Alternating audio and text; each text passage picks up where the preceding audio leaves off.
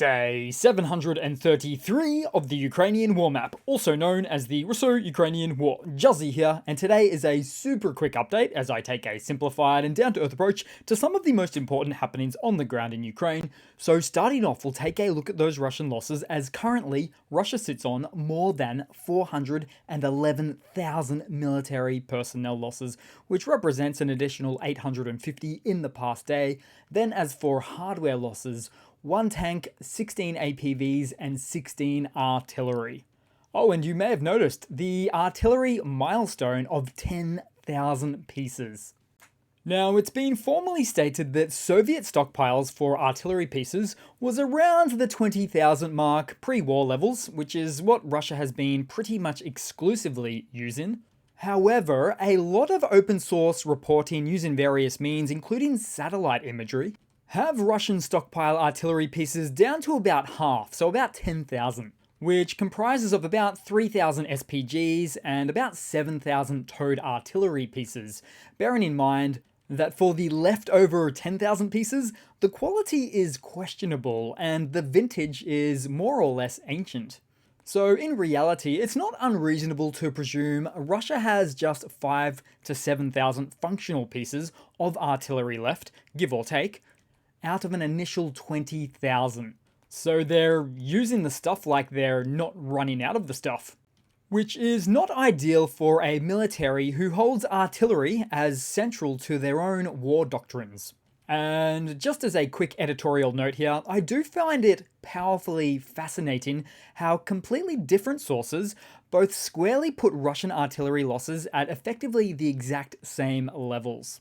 And so this is why I generally have a strong focus on Russian artillery losses, because once they're all gone, the game is more or less over for Russia.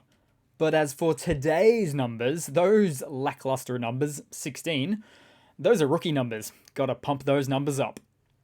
Then we'll head across to the map and we'll move to the northern Donbass region, particularly near Kupiansk in the Kharkiv Oblast, where Russia is ramping up its military presence, appearing to mark the area as a key focus in its campaign against Ukraine.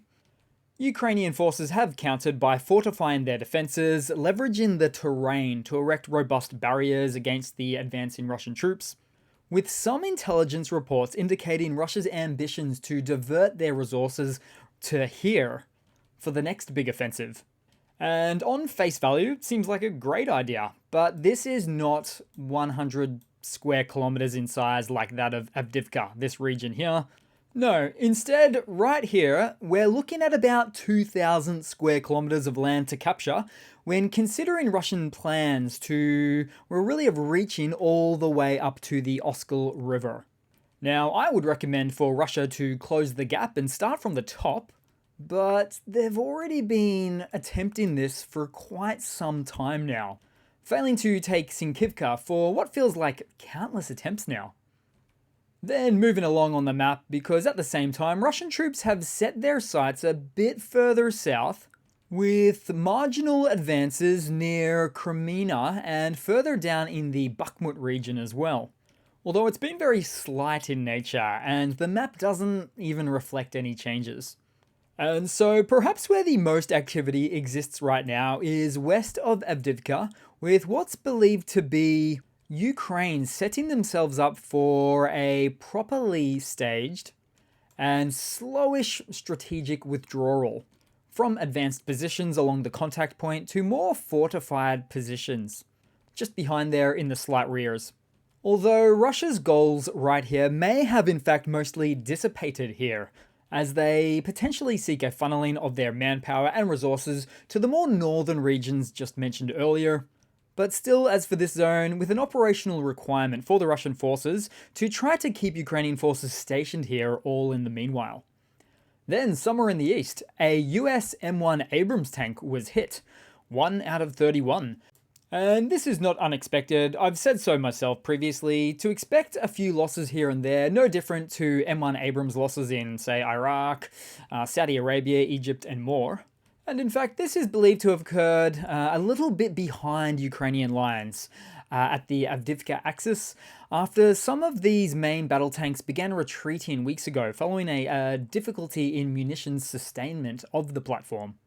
As such, there was reportedly a bombardment of Russian Zala Lancet drones specifically aiming for the weakest points on the top. But unlike Russian tank designs, no turret toss included this time. Now, it's believed that the servicemen in the tank survived and got away safely, but we just don't have concrete information on that as yet. It may have even since been towed back for repairs, but we just don't know. And so given the very few Leopards and the maybe one Challenger main battle tank that met an early demise, I'd therefore be almost certain that events like these start to inaugurate some additional countermeasurement methodologies employed as it pertains to future engagements of these Ukrainian tanks. Then headed down much further south, as in the Russian-held city of Sevastopol, residents reported witnessing significant explosions suggesting a potent defensive response to an aerial threat. Initial footage shared from the location captured the night sky lit up by what appeared to be air defense systems engaging targets, evidenced by the bright flares streaking across the dark skies. Then headed across to some news for today. So Sweden's historic neutrality has come to an end, with the last remaining NATO member of Hungary finally ratifying its NATO membership, marking Sweden as the alliance's 32nd member. Well, there are still some final steps needed to complete, including a formal ceremony, but it's basically a done deal now.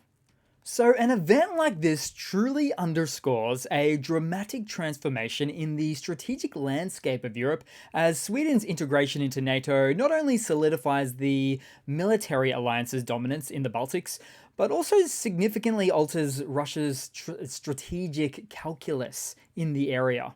As such, the ascension introduces a new dynamics in military exercises, surveillance, and strategic control over crucial maritime routes, fundamentally challenging Russia's naval freedom in the Baltic Sea and potentially rendering its Baltic fleet vulnerable in the event of conflict. So just like in the Black Sea, Russia's Baltic Sea fleet is more or less useless now.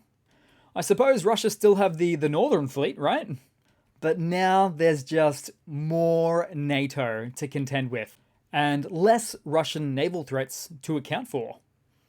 And it should be mentioned, an event like this would never have happened if Putin just didn't invade Ukraine. For instance, Finland and Sweden joining NATO just a few short years ago would have been considered so far beyond the realm of possibility.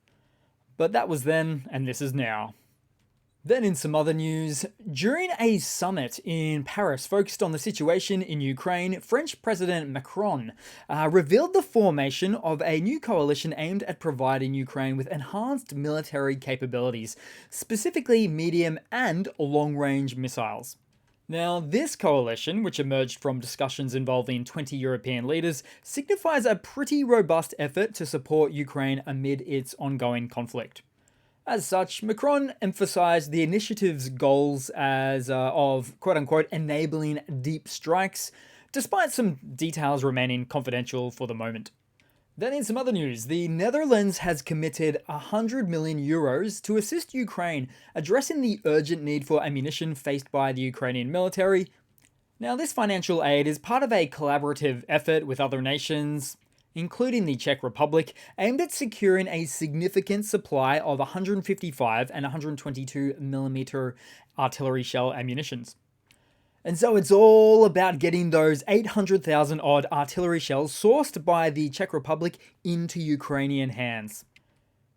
And I estimate that massive 800,000 artillery shell acquisition by Czechia from partners abroad is burning a massive 2 to 3 billion euro hole in their pockets.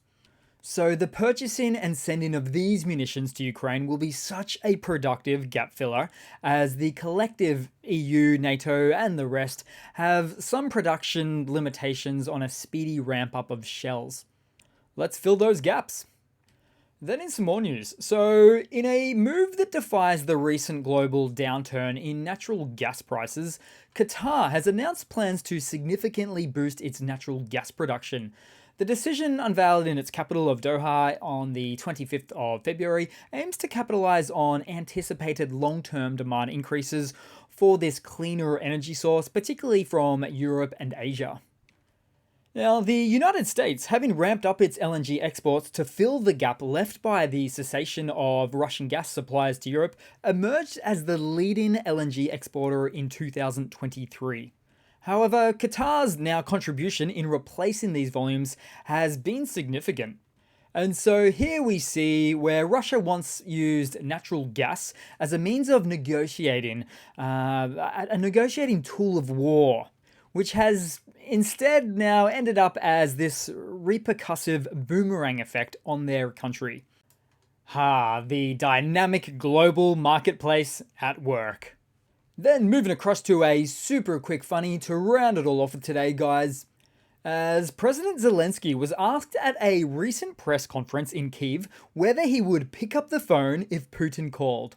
And perhaps as a bit of a homage to his old comedic days, his quick response was to say that Putin doesn't even have a mobile phone. How can he call me? And I don't use a 1917 telegraph. And it's a response which speaks to the remarkable consistency and indeed the determination of the Ukrainian peace plan for Ukraine. It's pretty simple, actually. Get the hell out of my country. So thanks again for watching, guys. Hope you've enjoyed the super quick video today. Please continue to like and comment, and I do hope to see all of you guys there in the next one. Cheers.